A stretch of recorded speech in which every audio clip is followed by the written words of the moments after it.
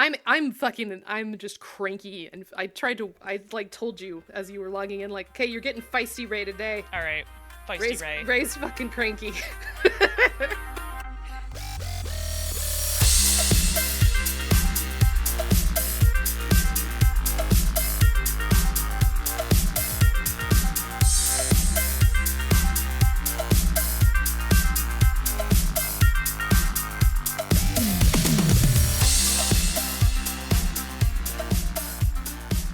Welcome to Post Experience.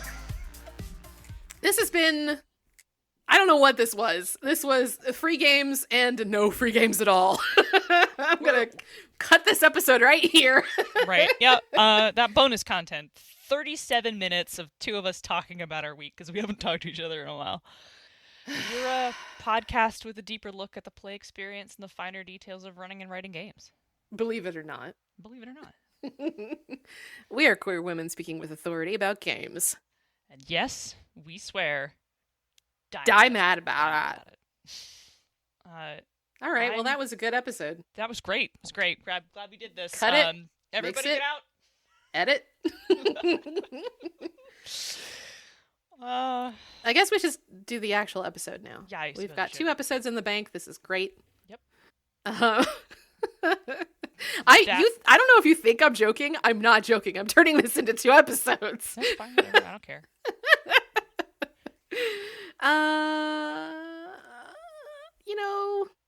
We've been really heavy lately. Have we been really heavy lately? I feel like we have. We talked a lot about discourse, and we talked about, being exploited, and the episodes before then were my episodes with D, which are all like really mechanically intense. Yeah. Yes. Yeah, like that's true. Yeah. Yeah, we've covered some dense topics. Yeah. So, as 2020 crawls slowly to its own death, maybe let's talk about something like fun. Yeah. Okay. Let's just have fun for once. Let's just get loose. Maybe it's part of our creative therapy. Yeah. Your creative therapy. Let's just have fun. Today, we're not going to talk about gaming discourse. Nope. We're going to talk about the things that inspire us. We're going to talk about what gets the juices flowing. What, Things that we think are cool. The shit we like. Yeah. It's really more than that. It's the stuff that, the stuff that makes us want to make the things that we make. Our inspirations are aesthetic. Yeah. It's, it's whatever. I see here on the outline that you want me to start this. Yeah, I did. I went alphabetical order. I didn't want to Okay. put myself first. It felt That's self-aggrandizing, That's or fine. whatever the opposite of self-aggrandizing is. What am I trying to... I don't know. Yeah, all right. Yeah, Monica, Sure. Yeah. what inspires you? Man, I always have a hard time talking about this because whenever someone asks me to recall something, like, hey, Monica, what's your favorite song or favorite album? And I fucking love music, but whenever someone is like, what's your favorite musical thing? I'm like, no, I've never heard anything ever. I have lived in a cave my entire life. My favorite What thing is is dirt. music? I've never seen the sun. My favorite thing is dirt. So, yeah. Well, and I also, so like, I looked at your list of stuff, and I think we have a lot of things in common, so this is probably just gonna be us hollering about our favorite we stuff have together. things in common. Imagine. I know, that's a wild idea. But, us being friends and having things in common and being kind of chaotic is literally what all of you are here for, so, yeah. Let's talk superficially. I like things that are very exciting, even if they're stupid. I enjoy a plot that gets the heart rate up, even if it doesn't make sense. I like high action, also even if it's stupid.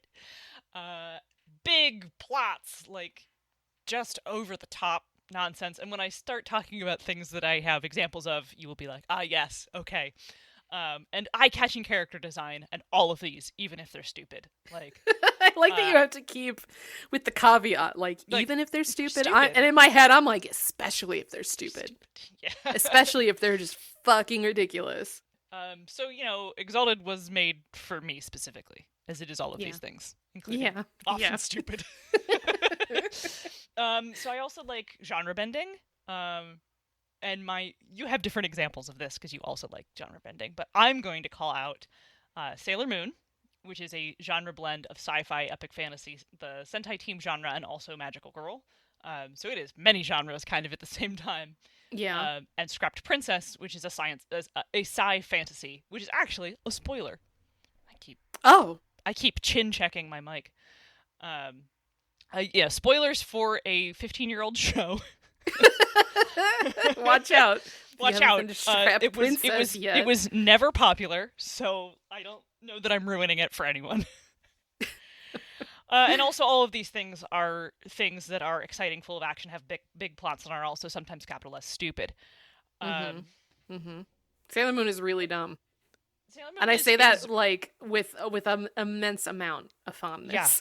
Yeah. Yes. I mean, like so I should mention and clarify that I'm specifically here talking about the Sailor Moon manga, not the 90s TV show.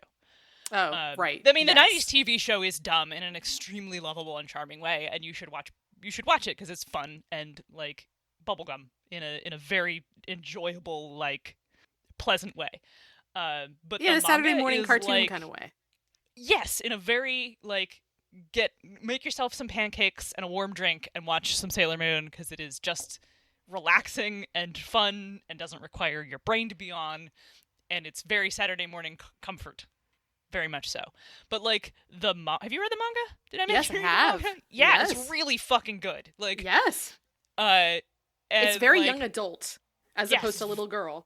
Yes, it's very young adult as opposed to little girl, and like one of the third arc, which is my favorite, involves like a conspiracy to bring a malevolent entity from another dimension into the planet to literally poison it and take it over. That is a big plot. Yeah. And the fact that this happens awakens a whole series of new characters who have like foreseen the end of the world and know that they have to,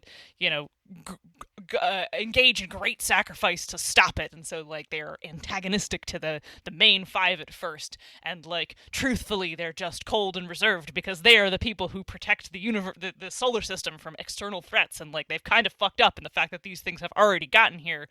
And like also all of it takes place in a high school, so it's that's a big plot, and that's like heavy and also very stupid. Yes. Yeah.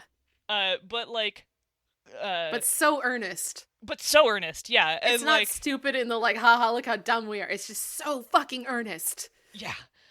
And Scrapped Princess is this really good self-contained like 24 episode story about like the post-apocalypse version of Japan, which after the like mega weapon nuclear war destroyed literally everything else, some of the sentient robots and a couple like ancient humans were like, all right, we'll put all the people in this part of the world and we will strip them of all the ability to advance in modern technology. So they're basically like Dark Ages trapped, right? Mm-hmm. And we'll just cordon everybody else left in this little prison, and they will be none the wiser. And except that someone coded into like the human genome that there would be someone who would eventually break that and then restore progress and like begin the process of recreating the world as it was. Okay. But it starts off as being like, this is just a fantasy anime, and where people have magic and shit, but magic is actually like ancient nanotech that people have mastered but don't understand. And like it slowly peels the layers back that like this was actually the ruins of a future world. And at the very end, it's like, actually, it was our world. And the last battle takes place in space. Oh shit. Yeah. And so like all these things that are made out to be like they're gods, they're unstoppable spirits, are actually like ancient super weapons who are like AI. Yeah. Or, like living AI. It's really good. Yeah, that's my shit. That is your shit, and I think you'd really like it a lot. And some of the character designs are very dumb, but like, but it's a very, very good story. And like, unfortunately, I've like ruined the twist for you, so now you know going in. But it's really fun to watch with people who don't know it from the beginning, and watch that like the surprise as the layers get pulled back. Because cool. Because it's also an anime, so there's like parts where you like the scenery in the background or like a thing that people are traveling through, and you're like, that looks like the remnants of a highway bridge. Cool. Weird. And then it just gets weirder and weirder and weirder until like it's very clear that the main character is the person who's going to break everybody free, and that's why everyone wants to kill her. Man, like, they don't make anime like they used to. It's really fucking good. It's probably my favorite anime of all time for that. Yeah, I love that shit. Yep. I love that you think it's magic, but it's technology. I love it was Earth all along shit. Like that's my jam. Yeah, it's really good. And I should put I have an old set of DVDs, and I wonder if they put it on Blu-ray. It was never a popular show, so I don't know if it got an update. I'll have to look. I'll look at that when we're done. Here are some other favorites. We both really like anime and video games, and especially JRPGs. Obviously Sailor Moon and Scrap Princess. I also really like Noir, which is like, and now for something completely different. Yeah. Kill la Kill, Star Driver, Revolutionary Girl Utena, just to round out my favorite animes. I mean, yeah. And then I also, on the video game side of things, I was deeply inspired and you know, yeah, inspired aesthetically, whatever, by Shin Megami Tensei 3 Nocturne, which is also not a weird, unpopular game, but it is getting a Switch remake next year, and I'm very excited about that. Oh, neat! I'd like to play it. It's very hard. All right. What are you suggesting? I'm not suggesting anything. I'm just warning you. Ray, don't get ahead of yourself. It's really hard. No, I just like. That's not like, Ray, don't play it, you dumbass. You couldn't possibly Ray, play a hard game. You fucking moron. Ray, you fucking dipshit. How dare you want to play a hard game? That's more of a warning that, like, it's pretty hard and kind of grindy. So, like, know that going in. Fire Emblem Awakening, Soul Calibur 3, and Disgaea, the original one. Oh, yeah. Those last three, especially for, like, totally flashy, like, ensembles of these, like, bizarre characters with diverging goals. Yep. And also, like, an importance on weaponry. Yes. Big, cool weaponry. Yes, big, cool weapons.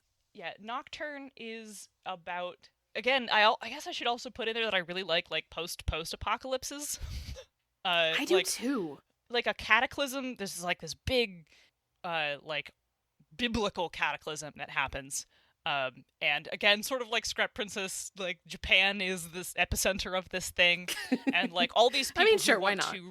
Sure, why not? Well, it's a Japanese game. If it were American, it would take place in like New York. Exactly, it'd be in like California or New York. Yeah. So, I don't blame them for that. Like so like Japan is the epicenter of this cataclysm, and all these forces want to claim the power to like remake the whole world in their image. And you are this gremlin who you are this gremlin who the devil saved. Okay. And was like, you get this weird fiendish power to like communicate with all the, and like everybody either like got turned into spirits, or like just the gates of myth were let loose. So like the people you can have in your party are like disease spirits from Polynesian myth and like Thor. Yeah, all right. But you catch them and collect them, sort of like Pokemon. Cool. But you don't. It's got this really interesting like emptiness to it because you do not have a human party. There are no other people who are friends with you. You are this. Oh. You are the solitary human in the remains of this world where everybody kind of wants to use you as a tool, and the only people that like kind of care about you is this revolving door of monsters that you can communicate with. Huh. And like. You ultimately get to decide who wins in the end, which can include being like, no, I'm going to become a true devil myself and I will decide to reign in hell. Like that is an ending you can choose. Yeah, okay. It's full of puzzles, it's got a little platforming element, it's pretty grindy. I hope the Switch remake lets you save more often, because save points being really spaced out are part of what makes the game so fucking hard. Because you're like, everybody in my party has 1 hit point left, I'm gonna limp to the save point and hope that a random encounter doesn't happen before I get there. So yeah, like, that emptiness, and like, I remember it being really pretty, but of course it's a PS2 game, so I'm sure it looks like ass now. It's probably not so great. Yeah. But at the time, I'm sure it was beautiful. Yeah. So yeah, that's probably the thing I think that needs the most explanation on that list, but I hope that you try it out when it comes out on the Switch, because I think it's supposed to come out next spring? Okay. Maybe January? I'm not sure. Beginning of next year. And we talked about a lot of Japanese stuff, and I guess I've never quite been able to pin down why I like non-Western stuff more.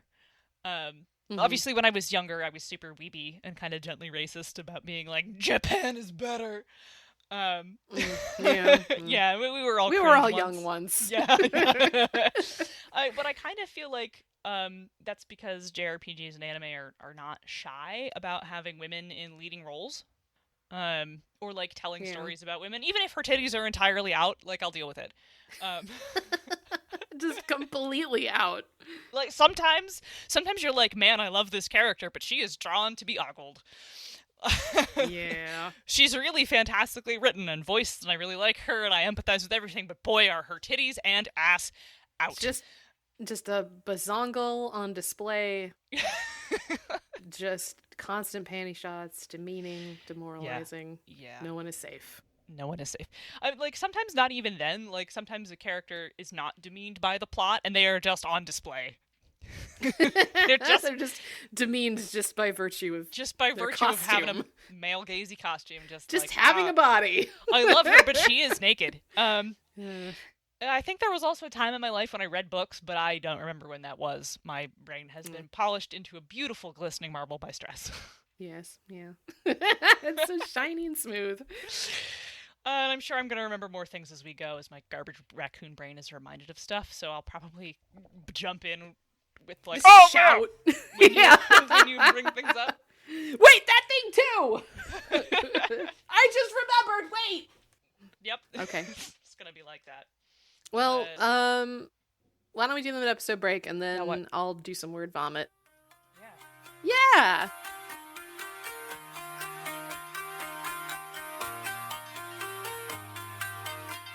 Right. So, bonus experience is brought to you by the Misdirected Mark Network. Bing! Thank you.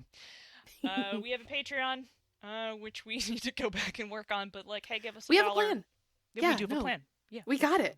I don't think we haven't put a date on it yet, is the thing. No. I think the next step is we need to put a date on it, and then we can actually go like, oh, shit! And the panic brain will kick in. Yeah, maybe. I'll have to put it on my giant whiteboard. Yes. Anyway, we have a Patreon. Give us $1. We do extended cuts of episodes right now. Sometimes we do live shows. We haven't done that in a while.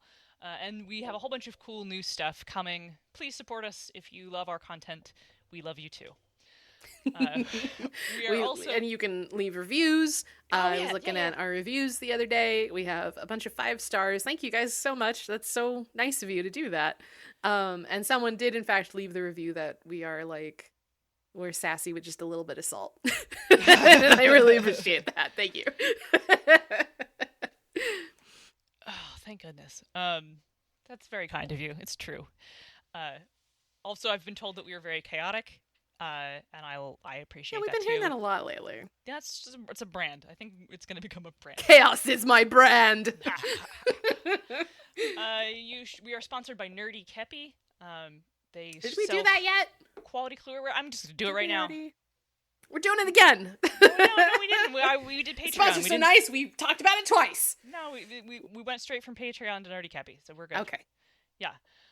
They sell quality Pride swag, like bags and dresses with pockets, and I got a pair of gym shorts with the Buy Pride flag and a galaxy shape, and I have 2 pairs of really cool shoes, and they have masks and button-down t-shirts so you can get your butch on. Button-down t-shirts, just button-down shirts. Sometimes they're short-sleeved. And dog clothes. Yeah. And mugs and stickers. T-shirts. I got a tank top that says kindly consider dying mad about it.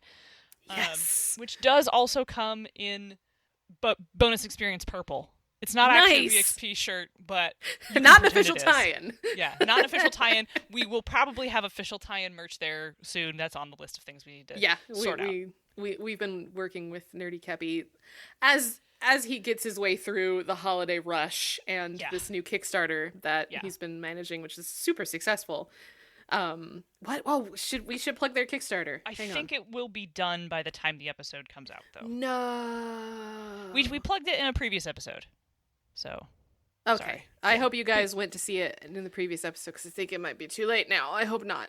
Yeah. But he's making these it's called Proud to the Bone. He's making these really cool like enamel pins that have like neat animal skulls and flowers and pride colors, and it's really great. Yeah, it's really great. I bought a ton of them. Use code BXPcast for 10% off your order, and you can use that as many times as you want. There's no limit. But it doesn't stack with other deals. Oh, it doesn't stack with other deals. But you could just always have 10% off just because you know us. How nice is that? That's great. How many other friends get you 10% off everything when you go to Nerdy Kepi? No one else. No one else says that. We are your only friends. If you like bonus experience, you'll also like Jung-Hoo Hustle. Train alongside fellow students Eric Farmer and Eli Kurtz in Jung-Hoo Hustle. Eric and Eli make their kung fu stronger by watching wuxia films, then discussing how to apply their observations to game design. I felt that was really appropriate to today's episode. Since we have so much wuxia like in our backgrounds. Yeah. I do also really like wuxia films and martial arts films, and I just didn't get into it. Yes. I haven't watched a good wuxia film in so long. There's a new Detective D, which is not really a wuxia film, but there's a new Detective D film on Netflix. No, what? I didn't even watch the first one. You should watch the first one. I have to go back and watch. I gotta go watch Detective D. Also, anyway, Alex Guerrero has been back to our show. inviting me to right now back to our show.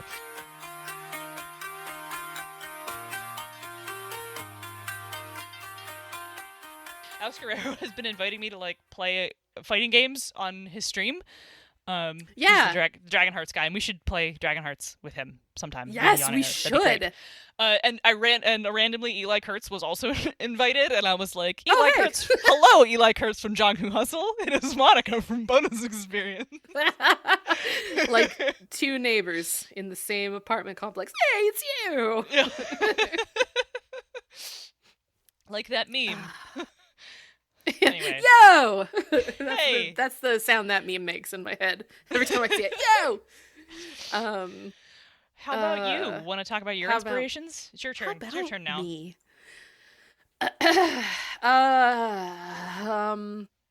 Well, just superficially, I really like video game soundtrack music and covers of video game music. I can't explain why I guess because, a really good soundtrack is meant to either create or recreate that emotional impact. So I just really, especially right now, I'm into covers of Fire Emblem music because you actually, I don't know why they're going so hard on copyright takedowns for the Three Houses music, but you can find a bunch of covers and they're really great. I also really like practical armor. It can look cool. That's awesome. I love cool looking armor, but I also really like practical armor, especially on female bodies, because I don't know, I see a bikini and I get so fucking angry. I used to be okay with it. I used to be like, oh, it's cool. Oh, she's hot. Now it's like, fuck, her whole tits and ass are out, like you were saying before. We just talk about she's gonna lose a cheek. She's going into battle. She's gonna lose a whole cheek. I love practical armor, and if you can make practical armor look really cool, then that's even better. I also really like unique punk subgenres and unique punk designs. Like if you can actually take it beyond using neon lights and East Asian orthography in your cyberpunk, you have a fan in me. But as soon as I see hiragana or kanji in the picture of like some sprawl, I'd lose interest so quickly. It's just like, okay, right, cool. It's just one of another 500 paintings inspired by Blade Runner, and I'm just not fucking into it. I don't know. I'm the opposite of inspired. It's more like spite. Inspitered. That's nothing. No, I liked it. I like blends. I like mashups. I like I mean I'm into genre blending the way Monica is, but it's weird that we have like divergent, like I've talked about this before with other people. Like there's the fork of people who watched Sailor Moon growing up. And there's the other fork that I went down watching Dragon Ball Z growing up. I mean, I watched both, to be honest. I didn't have access to Sailor Moon for whatever reason. Maybe it was on at a weird time during the day, or I didn't have the right channel back when that mattered. My local channel played them back to back. I didn't have that. I didn't have that At all. Your local channel just must have been different. I don't know, man. I just had Dragon Ball Z, and then I had Adult Swim, and then I made a friend in high school who collected fan subs. Mm-hmm. Back when you had to get them on like VHS. Yeah. She moved here from California and illegally copied a bunch of subtitle anime from her video store, and so just had a shit ton of subbed anime. That's very good. Shout out to Jenny. That's fucking punk as fuck. It is. And she was my internet friend who randomly one day was like, I'm moving to Pennsylvania. And I was like, oh yeah, I live there. Where? And then she was like, I'm going to your high school. And that's one of the weirdest things that has ever happened to me. That's fuck. Oh my God. That is wild. Yes. You're so fucking lucky. I don't know if it was good luck or bad luck, but it was luck. It was a little of both. But yeah. Anyway. So basically, I got more of the shonen flavoring in my formative anime. So I have a lot of like Cowboy Bebop and Trigun, like just sort of rattling around in there. Yeah, I mean those are also extremely good shows. They're extremely good. You called them out, so I just decided I was going to talk about other things. It's also the like that triumvirate they had of like basically space western when they had Cowboy Bebop, Trigun, and Outlaw Star on Adult Swim. And that was like my first real deep dive into... Huh? What? Oh man, Outlaw Star. Speaking of like sort of genre-bendy space western fantasies. Yeah, like I still have a real soft spot for sci-fi westerns and space westerns and weird westerns. It's one of my favorites.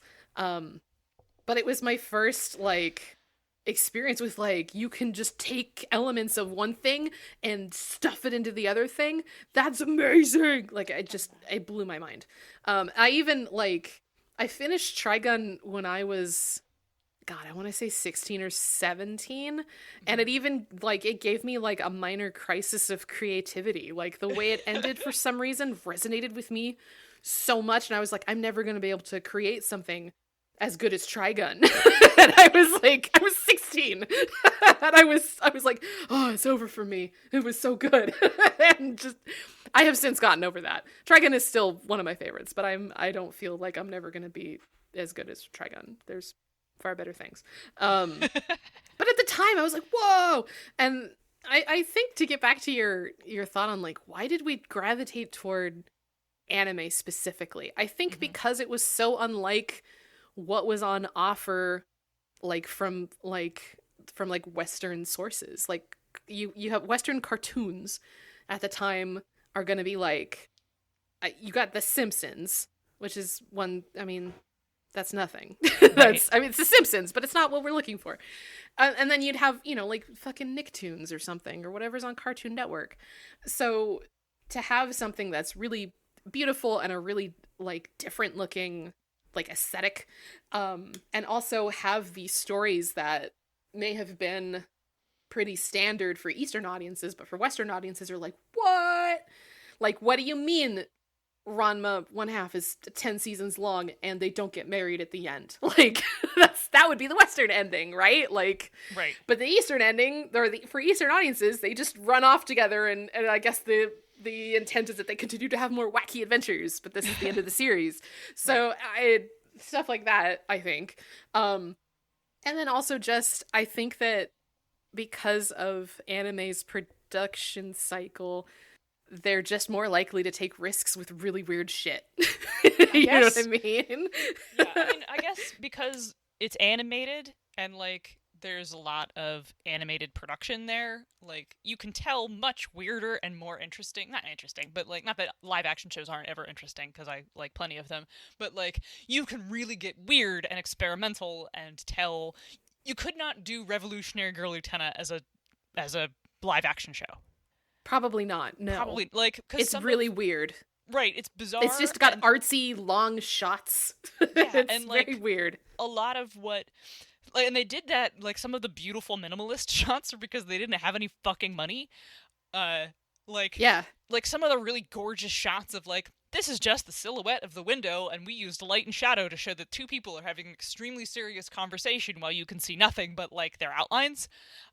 Is because they didn't have the art budget to do, like, full-scale animations, and instead you get this, like, gorgeous, like, visual moment of... Like, and a lot of it's just beautiful visual shit. Yeah. And I know that cinematography is an art form and you can shoot some really extremely visual things, but, like, Lieutenant is surreal and intentionally so. Yeah. And, like, I don't know that you can do the same kind of surreality outside of animation. You feel me? Yeah, I think it's really difficult to do. Yeah. Like, you can, but it takes a really experienced eye, and I don't know. You have so much control over the final product when you're animating it, because you literally are creating it from scratch. But that's a whole other thing on animation that goes back to when I was actually fooling myself into thinking I would be an animator later in life. I'm trying to think other like Eastern influences, because I have so much of this, like, non-Western influence in my background. I really loved Shaolin Soccer and Kung Fu Hustle. I also like both of those movies a lot. I am a big fan of the early, like, Stephen Chow stuff, because, like, I know I've talked about it before, but the juxtaposition of mundane with outrageous is 100% my shit. Like, the fact that this is soccer, but they're using these advanced, like, wire fu techniques to play soccer is, like, I was all fucking about that. And Kung Fu Hustle, the fucking landlady, like, one of my inspirations. I want to be her someday. And wuxia in general. There was a time when I used to, back when Blockbusters existed, you know, I would go to that section of the Blockbuster and just pick out a random, like, wuxia film that looked interesting or funny or had a concept that sounded like an Exalted game I wanted to run, and I would just, like, once a week have a new kung fu movie under my belt. I hope that you have seen the classic Seven Deadly Venoms. I don't think I've seen Seven Deadly Venoms. What is this? It was on Netflix for a little bit. It's like one of them. It's one of the better and more famous Shaw Brothers films. Oh no! What? Yeah. Now I'm looking it up. Oh, you should. It's very good. Now I'm looking it up. Seven Deadly Venoms. No, I don't know this one. All right, I'll have to look it up later. Yeah, you should look it up. It was on Netflix. I don't think it is anymore, because I watched it while it was on Netflix, because it's a classic. I can't. I don't even think I could remember them by title. I think you'd have to be like, "Have you seen the one where?" And I'd be like, "Yeah, I remember that one." Where else am I on the outline? What am I talking about? Wuxia. So much 90s and aughts anime. Just so much. I don't know anything about the new stuff. Like, people talk about their fucking Bakemonogatari and their. I haven't seen Kill la Kill. Like, I don't watch new anime. I just don't fucking get into it. So, and I watched One Punch Man. I watched One Punch Man too. Because of course I did. I grew up on Dragon Ball Z. I watched One Punch Man. I got started on Mob Psycho, for some reason didn't continue, even though it was really, like, jiving with me. Same. I don't know why I didn't continue. New anime you should definitely watch, because you like these sorts of things. I mean, Kill la Kill isn't really new anymore, but you should watch it. Yeah. Yeah. Watch it with with content warnings. Yeah, I've heard there's some dicey shit that happens at some point. Yes, there is. Kill la Kill is one of those things where, like, this is really good. There are some things that I understand may be deal breakers for people, but that doesn't stop it for me from being a really good story. There are some content warnings, sexual assault content warnings. But, like, you like big characters, you like ridiculous over-the-top plots, and you like shows that are more or less about, like, action and fighting, and it is a shonen anime about women, about two women, more or less. Yeah. So... and, like, the ultimate message is, like, about loving yourself, and loving your body. Oh, okay. Which, like, occasionally, it's a Studio Trigger production, so Trigger always has a message and then undermines it by making jokes about it through the whole thing, which is one of the things I don't like about them. So, like, the ultimate message is about, like, loving yourself and loving your body and, like, loving who you are and what you wear and, like, not being defined by other people. Like, that's... But also, it's a fighting anime with weird clothes powers. But also, like, all they tits out. Well, everybody's tits are out, and everybody's dicks are out. Everybody's That's true. naked. I remember the 3 episodes I saw, like, there was some dickage. There is some dickage. I was like, all right, okay. The dudes are naked. And there's some naked boys. You also like weird clothes powers, and that's, like, the thing that everybody has. Clothes powers, yeah. Everybody's superpowers comes from the clothes. I do like fashion magic, which is one of the reasons why Final Fantasy X-2 is in the pantheon of my top 5 games. And whenever the, like, major male characters, like, use their clothes magic, they get a full-on naked magical girl transformation too. Yes. That's and, good. And one of them's clothes magic is basically, like, he's a sub, so he has this, like, this objectifying bondage outfit on a dude. I can't believe anime is good again.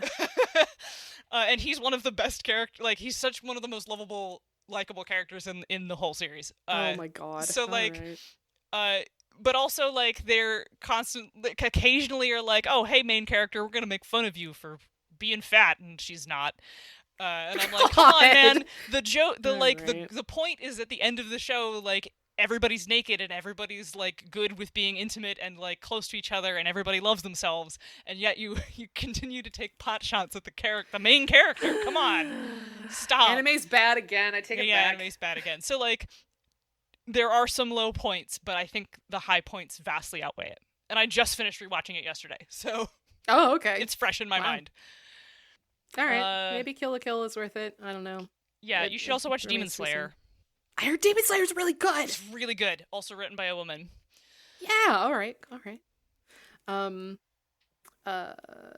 far as that's my modern anime recommendation. As far as shit that didn't come out of the East. Yeah. There's not a lot. I read a lot of Redwall when I was a kid. Yeah, me too. And it felt so cozy and so detailed. I got about 10 books into Animorphs and then realized it was never going to end, even at my young and tender age of, like, 11. And I was like, well, I'm not putting all the time into that. So I gave up on Animorphs. I did recently go back and read the last book and go, wow, I dodged a bullet at 11. Yeah, I never finished it either. Animorphs gets fucked up. Oh, yeah, I know. I'm aware. It starts fucked up. A kid gets trapped in the body of a hawk. Yeah, and then he's like, yeah, I was abused, so I'm cool with it. It starts from the beginning. It's great. It's fucking awful, Animorphs. Oh my god. Yeah. Anyway. Also, like, unfortunately, I think I really liked Harry Potter. I liked some of Harry Potter.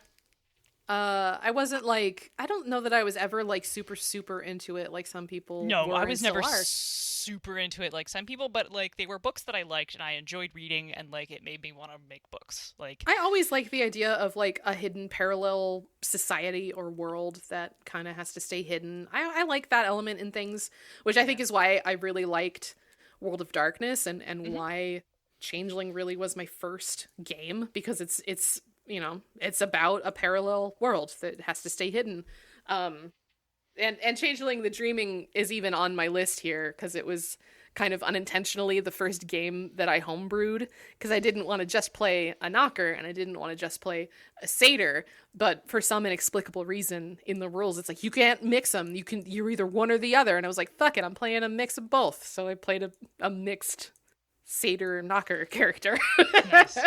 Because fuck it, why can't I?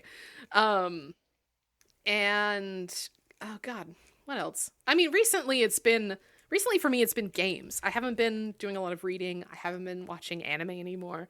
Mostly I get really sucked into these really story-rich games. Like, everybody's heard of Undertale.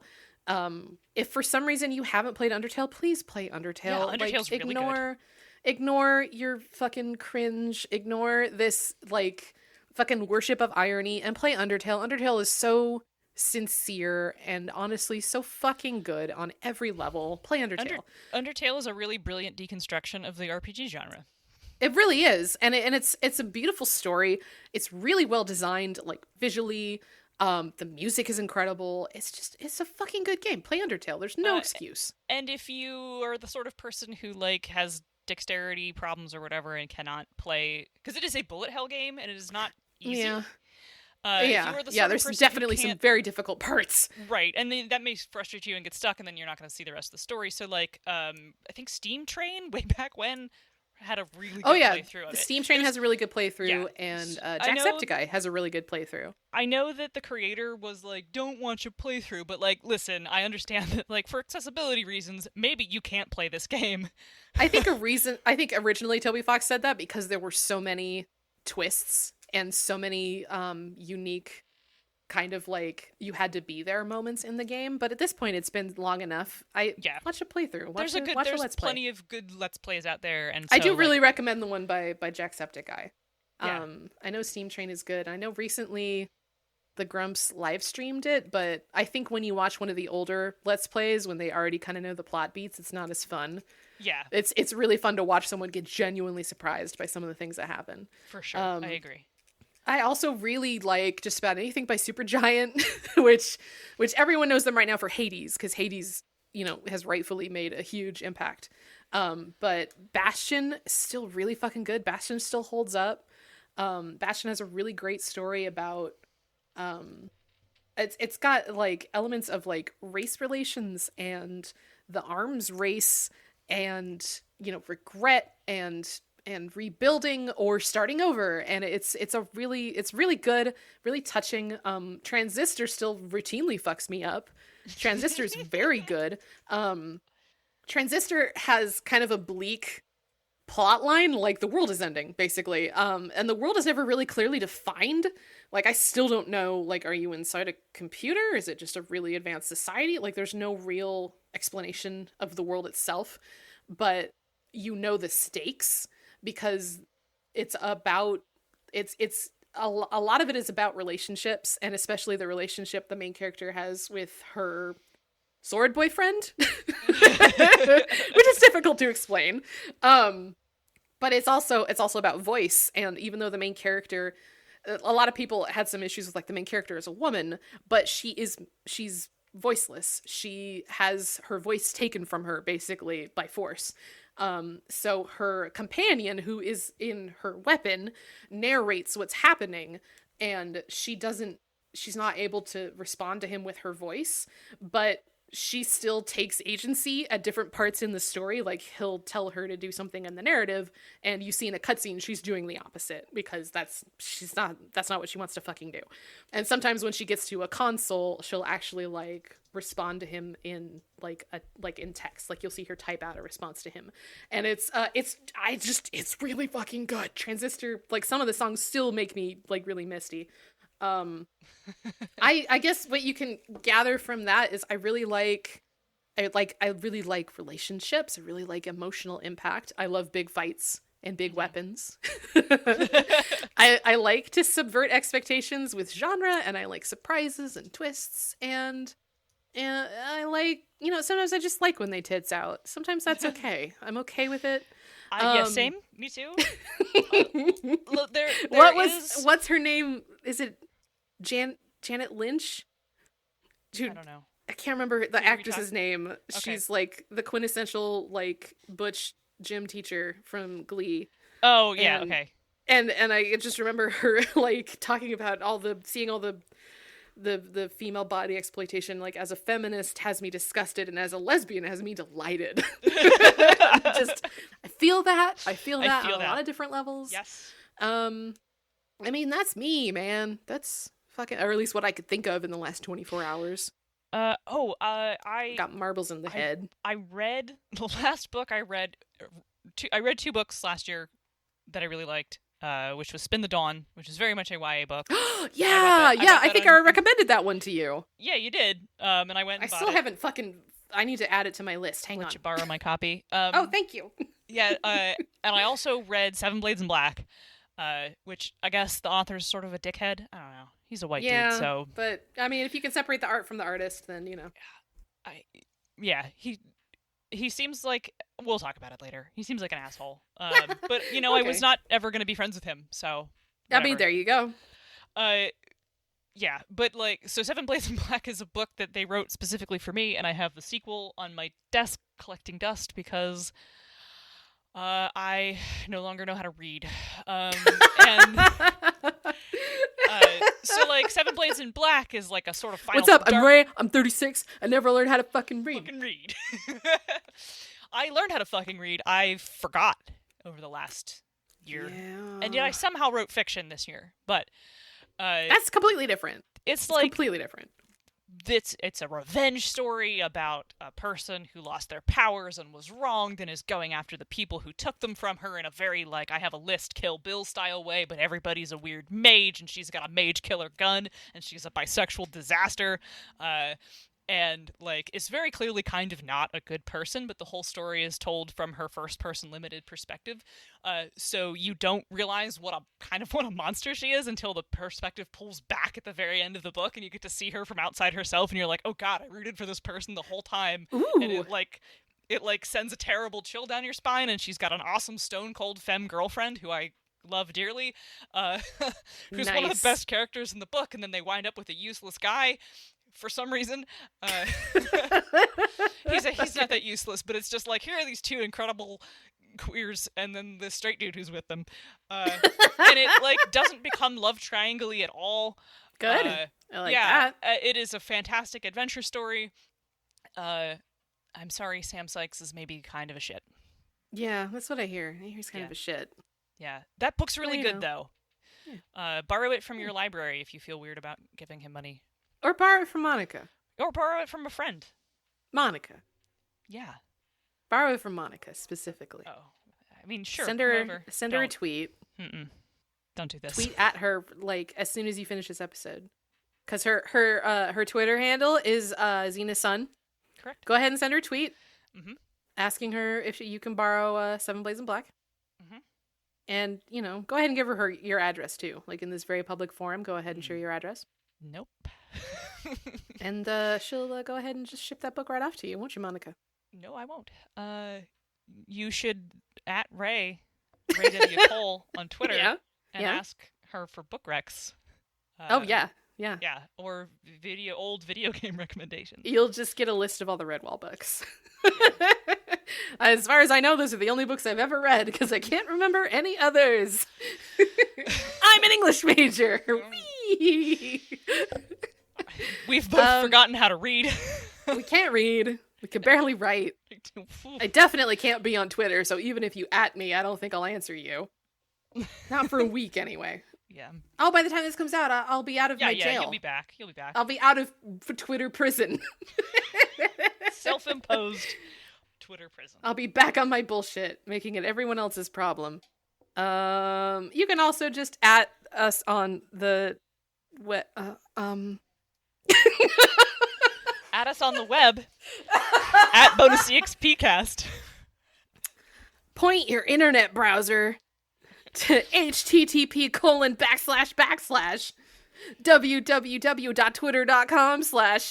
I don't...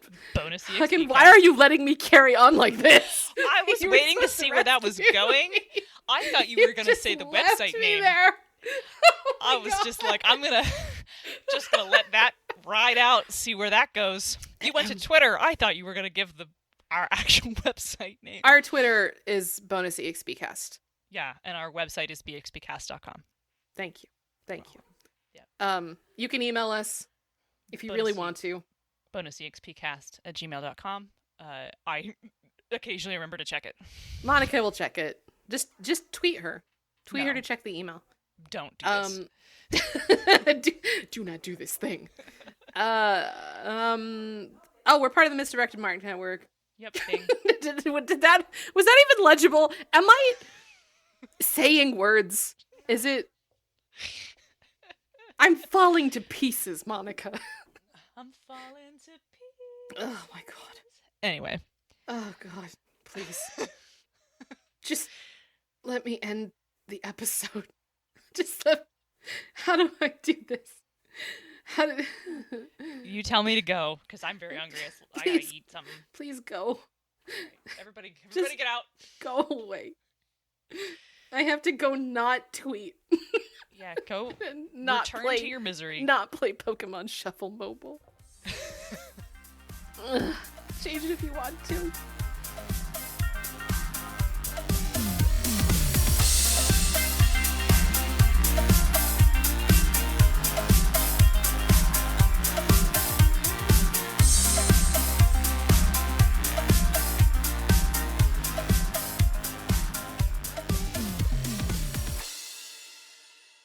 Bonus Experience is written and produced by Monica and Ray. Their sweet logo and art are by Nina Studios, and their bitchin' theme song is reused always with delight by Analog by Nature, used under the attribution non-commercial Creative Commons license.